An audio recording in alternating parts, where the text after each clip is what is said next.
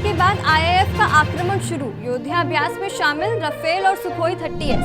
पहलगाम आतंकी हमले के बाद भारत ने पाकिस्तान के साथ की हुई सिंधु जल संधि को निलंबित कर दिया है। आतंकी हमले के बाद देहरादून के एसएसपी अजय सिंह का बड़ा बयान सामने आया है।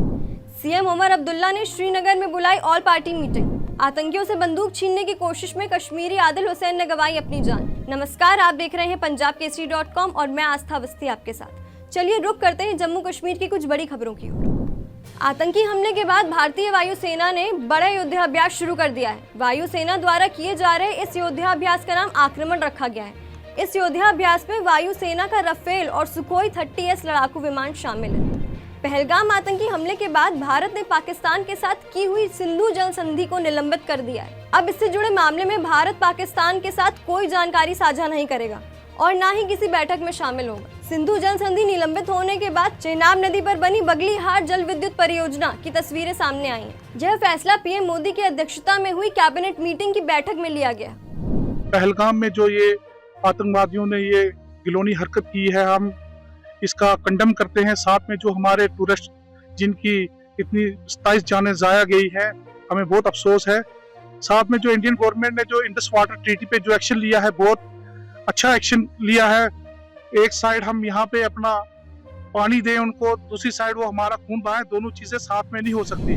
आतंकी हमले के बाद देहरादून पुलिस ने सोशल मीडिया पर कड़ी निगरानी रखी है। धार्मिक भावनाओं को भड़काने वाली 25 पोस्ट फेसबुक से हटा दी गई हैं।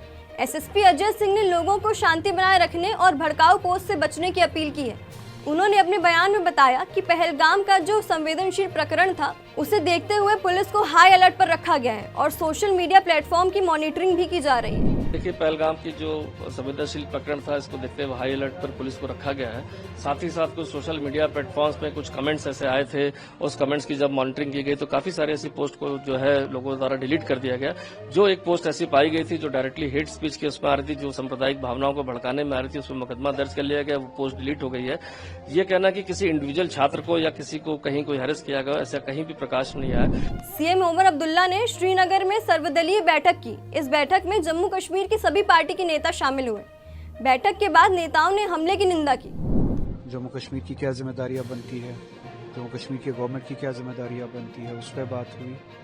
और जो माहौल बना हुआ है इस वक्त डर का, जो इस हादसे को ट्विस्ट देने की कोशिश की जा रही है, उस हवाले से बात हुई। और जो कश्मीर के लोग बाहर दूसरी रियासतों में इस वक्त है, जो इनसिक्योर फील कर रहे हैं, कैसे दूसरी गवर्नमेंट्स के साथ बात करनी है और दूसरी रियासतों की गवर्नमेंट्स के साथ बात करनी है और ये इंश्योर करना है कि इस रियासत के बाशिंदे जो है उनकी सेफ्टी एंड सिक्योरिटी इंश्योर की जाए। तो यही सब कुछ है जो डिटेल में अंदर बात। समझाने वाला कौन है? मीडिया उठा के जिसका नाम पूछकर जो है ये हिंदू है मार दिया। अरे वहां तो एक लड़का मुस्लिम भी था जिसने बंदूक को पकड़कर उसकी बंदूक से हटाने का काम किया, वो नहीं दिखा। देखिए, बहुत कम लोग हैं ये, जैसे ये 4 लोग थे वैसे ही ये भी कुछ लोग हैं। अब देश के अंदर गंदा माहौल कर रहे हैं, जो उनकी मंशा है। पाकिस्तान चाहता है कि हमारे देश के अंदर पहलगाम में आतंकी हमले के बाद सैलानी को घोड़े पर ले जा रहे आदिल हुसैन ने एक आतंकवादी से उसकी राइफल छीनने की कोशिश की। इस मुठभेड़ में आतंकी ने उन्हें भी गोली मार दी। आपको बता दें कि आदिल हुसैन शाह एक कश्मीरी मुस्लिम थे जिनकी बहादुरी की सराहना सब कर रहे हैं। सुनने में ये आता है कि वो बंदूक छीन रहा था तो उसको किसी ने गोली मार, 3 गोलियां उसके सीने में लगी, एक उसकी गले में लगी। जी, कहाँ गोलियां लगी थी? शायद एक यहाँ पे लगी थी, एक यहाँ और एक यहाँ पे लगी थी।